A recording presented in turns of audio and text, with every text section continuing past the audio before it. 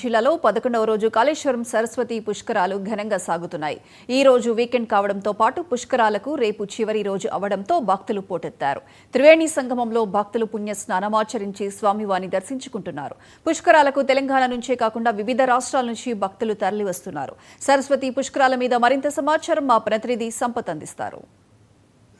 ప్రస్తుతానికి మనము భూపాల్పల్లి జయశంకర్ జిల్లా కాళేశ్వరం ముక్తేశ్వర స్వామి నేటికి 11వ రోజు. సరస్వతి పుష్కరాల సందర్భంగా ఇప్పటికే భక్తుల సందడి పెరుగుతుందని చెప్పచ్చు. ఈరోజు వీకెండ్ ఆదివారం కావడంతో భక్తుల సందడి పెరిగిందని చెప్పచ్చు. ఇప్పటికే మనం చూసుకున్నట్లయితే 11వ రోజు కాళేశ్వరం పుష్కరాల సందర్భంగా భక్తుల తాకిడి పెరిగిందని చెప్పచ్చు. సుమారుగా 5 కిలోమీటర్ల మేర ఎటు చూడు 5 కిలోమీటర్ల మేర ట్రాఫిక్ జామ్ అయింది. భక్తుల రద్దీ పెరిగిందని చెప్పచ్చు. ఈ యొక్క కాళేశ్వరం పుష్కరాలకు సుమారుగా 5 రాష్ట్రాల నుంచి అటు ఆంధ్రప్రదేశ్, తెలంగాణ, ఛత్తీస్గఢ్, ఒరిస్సా, మహారాష్ట్రం, ఛత్తీస్గఢ్ నుంచి ఇతర రాష్ట్రాల నుంచి కూడా భక్తులు ఇక్కడికి చేరుకొని ఈ యొక్క మహాపుణ్య క్షేత్రంలో పుణ్యస్నానాలు ఆచరించడం కోసం భక్తులు ఇక్కడ చేరుకుంటున్నారు.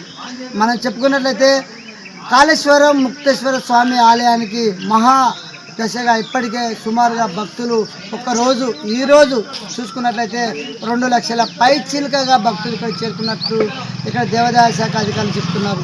ఎటో 5 కిలోమీటర్ల మేర ట్రాఫిక్ జామ్ అయిందని చెప్పి ట్రాఫిక్ను క్లియరెన్స్ చేయడం కోసం స్థానిక కలెక్టరు మరియు స్థానిక ఎస్పీ గారు ఈ యొక్క ప్రజలకు ఎవరికి ఎటువంటి ఇబ్బంది లేకుండా వారి యొక్క సౌకర్యాలను నెరవేర్చడం కోసం ఎవరికి ఎటువంటి ఇబ్బందులు లేకుండా ట్రాఫిక్ క్లియరెన్స్ చేస్తున్నారు స్థానిక అధికారులు.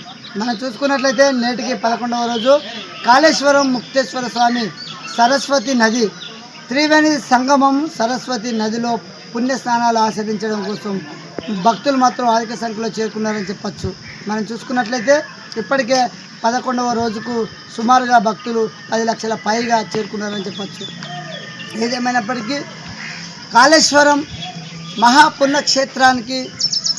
మహాపుణ్యక్షేత్రంలో పుష్కర స్నానాలు ఆచరించడం కోసం భక్తులు అధిక సంఖ్యలో చేరుకుంటున్నారని చెప్పచ్చు.